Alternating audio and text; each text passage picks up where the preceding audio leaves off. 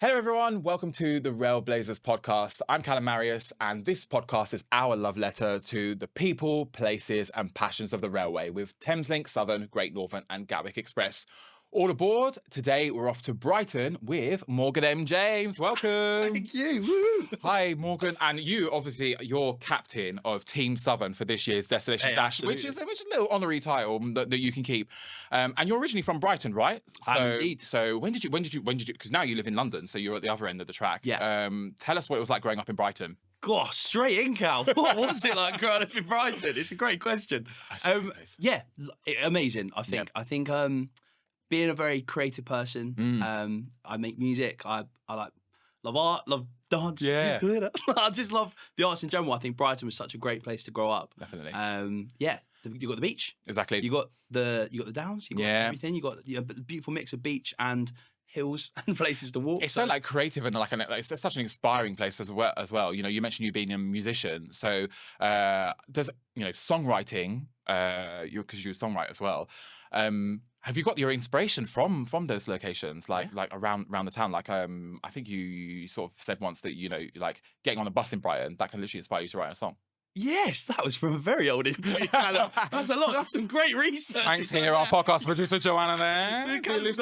Yeah. It's amazing. I used to. I think anytime you leave the house, I guess you get more inspired, and anytime you get new fresh scenery, it's always good for the mind. Yeah, so I think especially when I was going through times where I'd just be focusing on writing songs and making music, I think anytime I'd leave the house and kind of just see the beautiful countryside of Brighton. Exactly, It would be inspiring. Yeah. And I think I had certain songs that mentioned bits of Brighton as well. I used to have a song called Coffee Shop back in the day, that's now under wraps. No one knows about that anymore. But that was all about... Dear listeners, YouTube, get searching, send it in, #Railblazers.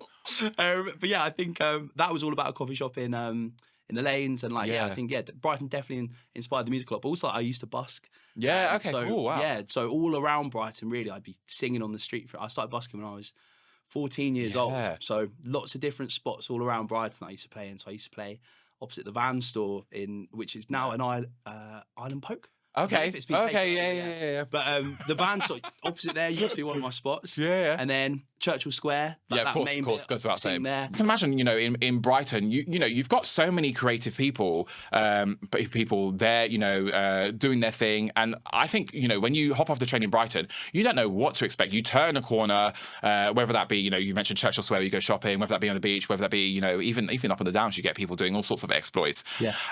Do you think something about Brighton, do you think that you could be where you are now without Brighton? No, I think Brighton definitely shaped me as a person and growing up there. I think also even being an hour away from London was great. I remember when I was in year 3, so I think I would have been second 8. Yeah, 8 years old. Yeah, maybe. Yeah, I went to London properly for literally the other day. Yeah. I went to London properly for the first time, and my godmother used to live near Arsenal, so we went up there. Finsbury Park. Yeah, and I think we. I say near Arsenal. I think maybe we went past the Arsenal stadium. Okay. Yeah. She lived somewhere north of the river. Let's just between friends here, north of the river. But I remember we came up to London for the weekend. It was so cool. It was only an hour on the train. Do you know what I mean? Yeah. Straight up. Yeah. And I don't know, being so close, but then also being able to when you get on the train from Victoria or London Bridge, for instance, and you arrive back in Brighton, it just feels a bit more calm. It's the relief. Do you know what I mean? And I think it's escapism. Absolutely, but still having that London feel in Brighton is it's a city. It's the best of both worlds. Absolutely, yeah. I think it was a great place. Well, they call it often sort of like London on Sea, and I think it's like the capital's coastal getaway. I'd like to suppose I'd call it like the Sussex Riviera because it's starting to get a bit bougie like that, So, did you ever bus near the station? Did you ever pass catching commuters and things like that? Yeah. Sorry. So I used to busk at Brighton Station as well. It was another one on a spot. Okay, right. I can just imagine you there, on the Queen's Road, Yeah. No, literally right outside the station where you've got there's a tourist information box there, and I was friends with. Mark and Hillary, they used to work there, and then I'd shout out to Mark and Hillary. Yeah, shout out to Mark and Hillary. Miss him. But I'd sing there for hours, just catching as well because I went to college in Lewis. Okay, yeah. You've seen the article, Southern Railway guy. Absolutely every day Southern. I had a nightmare with that because in the morning, because I get a bus to station. Yes, but the station that's You know, London Road, Morscombe. No, it was London Road, I believe. Maybe. And you have to run up that hill. Well, I had to run up because I was running late. You had to, there's a big hill. I can't remember the name of the hill. Yeah. But every morning I'd be running late. I'd get off the bus and I would sprint up Just that to catch hill. it. Just to catch Sprint up. Sometimes I didn't catch it. Sometimes I'd get on and feel so out of breath that I'd feel sick for the rest. I'd just be panting Well, on the train. to be fair, at the time you probably didn't have the Southern Railway app, and now we've got those real-time travel updates. You've got to be. There we go. That's it. You've got to be in it to win it. I was guessing back in the day. 100%. You know how? Because now I think most people know you, and we know you from your exploits on TikTok. Because you know you're a presenter, and you're an entertainer, I suppose, as well. Really, you know, I'll just see, you know, one day you're popping up. You know, I think recently you interviewed Jonathan Bailey, and then like all of a sudden you're, you know, doing Love Island with ITV. Yeah. How did you go then from what was the moment where you went from singer in Brighton to Morgan M. James we know now? Yeah. Wow, what a Big question, Cal. Big question. Wow. Hardcore. Yeah, I know. So I think. So yeah, I started busking when I was 14, and I did YouTube covers. So I'd cover songs that came out, and then was continued busking. It was a TikTok before TikTok, right? Before I was actually on Vine back in the day. Oh, back in the day. That was my first original one. Yeah, and then delicious. I love a bit of Vine. Yeah, and then was busking, was doing my YouTube channel, and then I remember I kind of finished college. Was still busking every day, but by this point, my friends had started getting like Saturday jobs or working jobs, and like they'd be earning good money from working jobs. Indeed. And I'd be on the street in the rain. By this point, I wasn't a 14-year-old. Like I was a 18-year-old, and I was like, I loved it. I really did. I still loved it, but I think it got to a point where I was like, maybe I should get a job. Yeah. Just because I remember it was raining and pouring one time, and I was like, I don't know how. I don't know. I've made like £5. Yeah. I was like, I don't know, a little bit. Maybe I need to get a job. So basically, I worked for a year as a videographer and editor. So I was basically making videos, YouTube videos, and the music and everything kind of slipped back. Okay. And then my friend George Holiday, shout out George Holiday. Hi, George. George used to live on a bus, so he bought an old library bus from the Isle of Man. Wow. Which he converted into a home and recording studio. So he'd just park up on Brighton Beach and just live there. And it was really cool. And that's amazing. Yeah, I was friends with George. George had downloaded TikTok, which I think it just changed musically.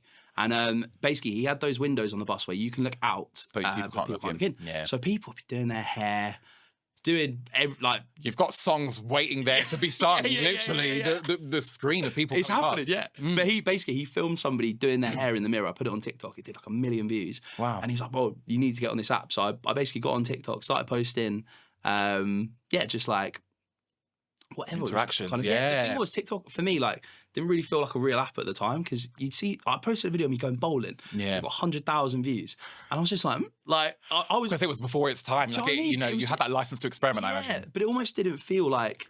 I just didn't get where these people were kind of coming from. I was like, are they real? I don't know. But yeah, no, I just fell in love with TikTok and creating short form content really. So then I just kept going and going and going and going, and then I think I built up maybe 150,000 followers before COVID. Wow. And then when COVID hit, I just went, right, I've got all this time now. I'm just going to really... I was doing cooking videos. I was making hot chocolate bombs. Yeah. I was putting my music out. I was just loving TikTok and just basically making as much content as possible. And then kind of as COVID came to an end, I was fortunate enough to be able to kind of keep riding it and do it full time. And fantastic. It's crazy. I mean, I suppose the message there is literally start, right? Absolutely, because you can't let the perfect be the enemy of the good. No. And when you're starting out on any platform, I mean, to use a terrible pun because we're talking about trains, but genuinely use what's around you. And I think actually, Brighton, there is that when you get off the train there is that sort of creative vibe. You can just feel it. Yeah, you get off there, people on the piano straight away playing new music, and everything's happening. Yeah, indeed. And actually, it's funny you should say that, because the last series of The Piano, the TV show, was literally filmed at Brighton Station. So let's talk a bit more about Brighton and sort of so your favourite places. So let's say we're going down to Brighton for a weekend. Yes, Cal. Where's 3 places you're taking me? Oh, are we imagining you've never been to Brighton before? Or are we? I mean, that's pretty improbable, but yeah, why not? Why not? Let's do it. Well, I feel like you got the obvious ones. If someone's never been to Brighton, you want to show them the beach. Yeah, you want to take them to the lanes. Yeah, you want to take them to classics.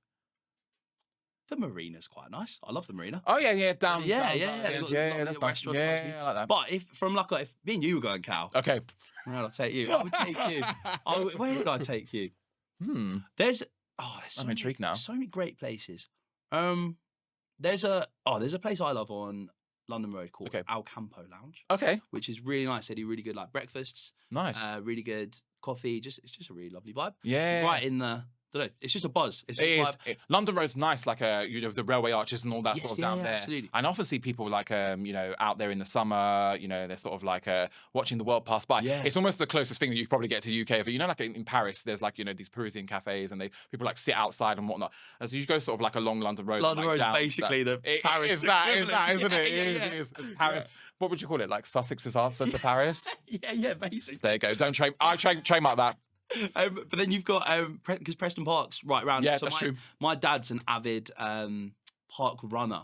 Oh, is he? He loves a park. He's done 500, which is over 10 years. Wait, is he doing on the? He probably gets the train to lots of different places. He does. He does. He travels all over. Nice he does. one. So I think there's maybe 1, 2. I know he does the Hove Park one. There's a Preston Park one, but basically he goes all over doing these park runs. That's really trendy. Yeah, he'll come up and stay with me in London. We'll go. Nice. Well, just all of them. Yeah. But sometimes if he's going to do a Preston Park run, we might go there, go to our campo after maybe. Nice. For a little, in fact, the Preston Park cafe is lovely as well. They do really good sausage sandwiches. Cool. I've had a sausage sandwich. What's up? Running. You can't beat a sausage sandwich. That's it. That's the treat. I mean, who would go on a park run if they're not going to get a sausage sandwich at the end? I mean, I wouldn't. But I think Al Campo definitely. A great spot. Preston Park's lovely. Yep. That's an answer. Yeah, I think so. For me, I think I've got a few as well. Like I love Cielo Cakery. Have you ever been there? It's like right by Brighton Station, and they do these. And actually, it was Andy, who is UK's strongest man. He works for Southern. He introduced me to that place, and it does like mad sort of like cakey creations with like Kinder Buenos. Honestly, like it is delicious. Yeah. And for me, I have to shout at Fiore Books. They're a black-owned bookshop in Brighton, and they're right by the station as well. And honestly, like you go in there, it's so inclusive, and you come out with things that you never would have thought about. So yeah, I and Carolyn, if she's listening, the owner, literally the sweetest woman in the world. So yeah, shout out to her. Amazing. I'll shout out. That sounds good. Yeah, that's it. But now you live in London, right? Yes, indeed. So what's your train routine for going down to Brighton? So you've got an hour. Yeah. What are you doing on the train? Oh, what am I doing on the train? Yeah, I want to be honest. Normally eating a Greggs from London. We got to do. It's a great question, Callum. I'll travel down from either Victoria or London Bridge, depending. I will when I'm on the train. I'll listen to the GTR podcast. Of course, it's got to be done. I listen to a podcast. I listen to music. Watch the beautiful scenic routes because it is so scenic. Yeah. A lot of people don't even realize. Even little things like when the train goes past the planes at Gatwick, they're landing. I think that's really sweet, like a golden hour and stuff like that. Yeah, and you know that bit as well. Where I don't know. I always watch it. I don't even know where in the country it is. But you know the bit where it's got the the viaduct, the Ouse Valley Viaduct. And you look at it's just off the Haywards Heath. That's it. Yeah. That's beautiful. Wait, you call it Windows XP? You know the Windows XP? Kind of looks like that a little bit. That's what we've got to start calling it. There you go. We've got Gatwick Express GX, but we've got GXP, Windows XP. That is it. I know exactly the bit you're talking about though. That is gorgeous. Beautiful, isn't it? Yeah. It is. So I think just eating a Greggs. Bit of music. Sometimes I'll work on the train occasionally. Yeah, good. Do a bit of editing. See, it's better than driving, isn't it? Hey, absolutely. Well, you can get stuff done on the train, which is fantastic. Yeah, absolutely. And do you have a preference? Because obviously, between London and Brighton, we've got like a few different like routes. Like, are you Southern all the way? I mean, it's up to you. Well, the thing is, I would say, I don't want to talk badly on either Southern or Thameslink. We're all friends here. Look, obviously London Victoria only has Southern trains. That's it. Brighton. London Bridge only has Thameslink, so I can't make a decision on a train from a station. I don't know. I think I prefer going from London Bridge just because I find it a little bit easier. Yeah. And even just like the station itself, it's not as airy. Do you know what I mean? Just that's it. Yeah, it's a bit more modern. You know it. Whereas Victoria, I can be running around for that Southern trade to Brighton. Southern trades, I think, are a bit more comfortable. They are. Okay, we'll take. Well, that's fair. Like, I think that's fair. I feel like slightly comfier seats. They are. Enjoy the journey. However, Thameslink is just, I don't know. It's efficient. It's efficient, yeah. And I don't know. Thameslink's not messing about. It's not. Thameslink is just like we've got to go. We've got places to be. Absolutely. We've got 2 airports. Cambridge, we're dipping and hopping. All the way up to Bedford. But Southern, I think Southern's iconic. Yeah. And you've travelled all over the world now with your job, with your gigs. Does Brighton still feel homely to you? Like when you see a Southern train, like does it still like evoke that sense of home? Yeah, absolutely. Also, in comparison, I only get Thameslink to London, whereas Southern. Yeah, that's true. Anywhere I want to go. And Lewis, I love as well. So I love that. My barber lives in Lewis. So I quite often get Thameslink down, hop on a Southern over to Lewis, and then walk to his. But I think especially Southern. I used to get it to college every single day. I love that you don't cheat on your barber. No, well, I've had the same. I have for this haircut, of course. But the thing is, I know. Yeah, when I moved to London, I didn't want to. You don't want to cheat on your barber. Of course. I've had a variety of barbers over the years, but when you've got someone very good, shout out Albert. You don't want to ledge. But basically, I think sometimes I can't always get that. If I haven't got time to go down to Brighton for a haircut, I'll just go to other places. This was not an Albert trim, but other ones have been. You got to. Yeah, absolutely. That's it. Do you still? I mean, music is. I mean, you're once a musician, always a musician, right? Like music, like what? Have you got any music projects on at the moment, or is that taking a backseat? Yeah, it's a great question. So my last single came out just over a year ago, I think, maybe a year and a half ago, and I've got lots of music. Well, I've got lots of demos, Callum. Okay. I feel like because music's like what I feel is my. I love music. I find it very fulfilling. It's a real passion of mine, and I think I'm a bit of too much of a perfectionist with it, to be honest. Really? I think so, and I think. That's interesting because when with your TikToks, you sort of like go with the flow, and they feel also like organic and like we love, for instance, like your illustrations and things like that. You just throw yourself into it, and they feel like they really feel like you really like break the fourth wall. With that, so it's really interesting that you say that. Why do you think that is? I don't know. I think also like it feels quite official bringing out a release. Yeah, of course. Do you know what I mean? I feel like there's a lot around it. We shot a music video for my last song that hasn't even come out. Okay. Because at the time, so much stuff was happening. And it just, it never made it out. There's a canvas on Spotify from the video, so you can see little bits of it. Yeah, sure. But there's so much stuff that kind of hasn't come out of my music. But I think, I don't know. But at the same time, I also have such a passion for creating content and presenting and doing everything I've got. And I think I need to work out more how to merge the two. Yeah. Well, I've got an idea, so moves me on to my sort of next question. Yeah. So if you were filming a music video in Brighton, we're thinking about like what are the most beautiful spots? Like where are a couple of places that you would put in that video? I actually, Callum, have a music video fully shot in Brighton at all the locations. There you go. It was my first ever song I brought out. It was called Miss Summer Girl. That's very Brighton. That's B-Town. Like you should put like B-Town edit. That is spot on. Yeah. And it basically it's literally just me shot at different locations. Okay, yeah. Pretty good for this question. Well. Where was that? So it was one of the spots was so there's where the taxi rank is near with the and then you go up, I think the White Company used to be there. That little bit. So I used to busk there sometimes. So one bit's filmed there. Yeah. And then also there's another bit filmed in the lanes near you have Gatwick at the end. Yeah. Bond Street there. Yeah. Final shop there, Bond Street. So back in the day I got Alfie Days, okay, yeah. So basically Alfie I was busking one day. Yeah. And this was like I don't know what year it would have been, 2014. So this was like the peak of British YouTube. And basically I was singing and then I look up and Alfie Days is there filming me for his vlog. And I just like see, but again, that could only happen in Brighton. Yeah, no, absolutely. Yeah. It's just that's the place to be. Yeah. If you're creative, that's it. I still think it has that sort of it's almost got like it's like a bubble, really. It's like a halo around it of like just talent and creativity. Yeah, absolutely. If you want to escape Brighton though, Yeah. for just a few hours. Yeah. It's got such a beautiful countryside, right? So you mentioned Lewis, you mentioned the South Downs. Are you a South Downs guy? South Downs didn't explore the South. Yeah. Do you ever do Devil's little Dyke things like that? Yeah, Devil's Dyke and absolutely. stuff like that. Yeah. Devil's Dyke. You know the really nice cafe, restaurant at the top.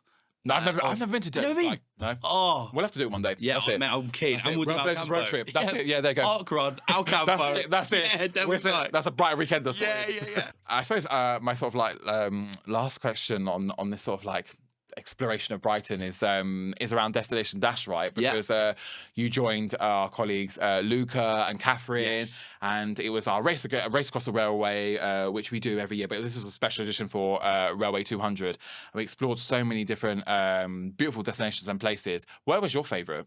Favourite place we explored on the Dash? Yeah, or favourite activity that we did, because there were so many. There were so many. I think that was a weekender. It was unbelievable. I think highlights from the Dash were definitely, the Flygerians was amazing. They're great. Incredible. They're great. We've got them coming up on the podcast, actually. Amazing. Good episode. It's going to be exciting. Yeah, it's going to be tasty. Yeah. But yeah, I think being able to cook with the Flygerians was amazing. Yeah. That was really cool. I think meeting Matt was incredible. Matt Streeton. The ledge. He's coming up soon on the podcast as well. Oh, really? So you're going to have to stay tuned. So meeting Matt was definitely a highlight. I think I know what you're going to bring up. I was going to say, a little birdie may have told me that your hinge prompt is now see him, swipe him, sorted. Yeah, do you want to hear it? Right, this is live. Morgan's holding his phone up to the speaker for our listeners here. Get ready for this. So this is the actual voice of Southern and Thameslink. On my hinge prompt. Here we go. Right now, I'm genuinely with the voice of the trains. Who has a message? The next train for Morgan is the Love Express. This is a customer announcement. See him, match him, sorted. Woo! Honestly, Yeah. I'm sure that's got plenty of people swiping Morgan. I have to say, that's pretty unique. I think you've got a pretty strong game. The game is strong. It's time now for our track trivia section. So let me introduce you to my colleague, Rado. Woohoo! Here he is. The main man. Here he is. Hey, mate, Morgan, lovely to meet you. How you doing? Yeah. Hey, Rado. So you're a Thameslink guy, aren't you? So you're our Thameslink troublemaker in the central section of Thameslink. Very busy place. But like Morgan, you've got a musical background, right? So tell us about that. Well, I used to study opera singing back home in Bulgaria. So I did my bachelor degree in opera singing. It was amazing. I imagine like we one day we're gonna have to do a See It Slay It Sorted opera remix. That'd be nice. Would you, if we had to make an opera about Thameslink or Southern or the railway, what do you think we'd call it? Trouble on the Thameslink. It will be trouble on the Thameslink. Yeah. What do you love about your job? I love everything. First of all, I'm GPS. I work on 17 stations across the network. Wow. So I do from St. Pancras to West Hampstead, and then Sutton Loop and Catford Loop, platform, ticket office, and supervisor. So yeah, you do a little bit of everything. Right, we'll get on to some Railblazer recommendations in a second. Let's do this track trivia. So I'm going to ask you a couple of questions about the railway between London and Brighton, and we're going to find out if our Railblazer Morgan or our Railblazer Rado knows their stuff the most. You ready? Okay, are we against each other? That's it. Right, that's come on, it. Rado, Yeah, it's on. You feeling confident? That's it. No. Okay. Well, neither am I, Rado, so we'll be all right. Let's do it. First thing Cool. first. Okay, so question 1. Which year did Brighton Station officially open? Is it A, 1840, B, 1865, or C, 1881? Do we answer at the same time? Fastest. I think 1840. I'll go for the second answer. 60 something. Morgan, you're right. It's 1840. It's Because been a while. I believe they've got. Do you remember in Brighton Station they've got all the pictures of the old thing? And I believe they used to bring, what was it, animals or something? Yeah. From the ports and stuff like that. So it's amazing to think. Wild. Yeah. Well, railway's 200 years old now in this country, so it is crazy. So true or false? The original name for Brighton Station was Brighthelmston. False. Well, I believe Brighton was originally called Brighthelmstone, I believe. but that's not what you just said there. So I don't know. It is true. Oh, is it true? It is true. So Brighthelmstone or Brighthelmstone Oh, okay, got you. was the name of the station. So yeah, Oh, actually it Brighton was. is turned out to be an abbreviation over the way. So there you go. There you go. Learn something new every day. Okay. Which stop is just before Brighton if you're travelling from London Preston on the Park. Thameslink? Yeah. Too good. Sorry. I feel like this isn't really fair, is it? This isn't fair. Ask us about Blackfriars. Okay, which Sussex seaside town, one stop west of Brighton, is also known for its artsy vibe and colourful beach huts? Eastbourne. No, West. Never eat shredded wheat. Wait, please, Southern. please, can you say the question again? Which seaside town? It's not Worthing, is it? No. One stop west of Brighton is also known for its artsy vibe and colourful beach huts. Worthing? No. It's not Worthing. No. No. Brighton and Hove. Oh, sorry, you can have that alright. point. Okay. You always- can share it. We'll share it. All right, we'll share it. If you wanted to travel from Brighton to Paris, which London station would you need to change at for the St. Eurostar? Pancras, of course. Yeah, there you go. I mean, That's my station. That's very good. That was a good one. That That was is a your good one. station. That's my main one, yeah. No, true or false? Yeah. You can get a direct train to Cambridge without changing from Brighton. Yes, true. Yes. True. Yeah, that's correct. Of course. Also, I messaged you when I was getting on a train, and then I think I messaged Callum and said, "What did I say?" I was like, Yeah, hey, bro." No, but you ran into you recently. I forgot to mention this. You ran into the original Oompa Loompa on the I Thameslink. did. As Would you you- do. right. How does that happen? You're not ready for this story, right? No. So Go for it. it's 10 p.m. I'm at London Bridge Station. I'm going to Brighton. What was I going for? Can't remember. The chocolate To see my factory. I was going to see my family. So I'm on the train, and it's a Thameslink train, and we are going down to Brighton, and I'm looking around. I've got my music in, but I'm having a look around. There's a guy sat next to me, and I'm in one of the twos there. He's in a 4, and I'm looking at him, and I was like, he looks just like the Oompa Loompa from Charlie and the Chocolate Factory, and I was like, that. Wow, like How does that even come into your head at like 10 o'clock at night? because he looked, he was. It is literally. He yeah, looked it's like literally it was him. Yeah, But it's an iconic figure from my childhood. and he looked, and I Let's was be like, I was like, From the he original won't, film. he won't be on a Thameslink train at 10 o'clock going to Brighton. So I googled the actor. Yeah. The actor's called Deep Roy, right? Not only was he the Oompa Loompa, he was also Yoda in Star Wars, Joking. right? He lives in. Yoda takes the Thameslink. Breaking news here. There we go. Oh, yeah, yeah. That's unreal. So We are that yeah, good. and I'm on his IMDb and I'm looking at everything and I'm like, wow, and I'm like, surely that can't be him. And then I find the Deep Roy Facebook account, and he's done a post being like, so excited to be in London, yada yada yada, and I was like, that must be him. way. So from Brighton to beyond. And I thought, yeah, no, literally. And I thought, if I see a celebrity, normally I'm like, oh, that's cool, and then carry on with my day. But I was like, I need to go and say hello That is- to yeah, Deep that's Roy, the special. Oompa Loompa from Charlie and the Chocolate Factory. So I went over. I was like, hey, is it Deep Roy? And he was like, yeah. And I was like, lovely to meet you. I'm a big fan. Got a selfie. It was wild. And then we had a lovely chat. He was going to, I text you the place. I can't remember. It's near Crawley. Tully's farm. Crawley. Yeah. He was going to Crawley. Maybe he was going to Tully's farm. You Maybe never he know. was. But yeah, he just said he was exploring with his family. And that was that. And then back to That's really California. sweet. Wow. So I literally met, So I literally met the Oompa Loompa on a Thameslink train. As you do. Mental. And just to wrap up then, right, so 60 seconds on the clock. Yeah. I'm going to fire you some quick fire questions, and we want your Railblazer recommendations for people listening to the podcast and go out and explore. Are we ready? Ready. Okay. Number 1. What's your go-to song on your playlist when you're on the train from London to Brighton? See it, slay it, sorted. Oh, great answer.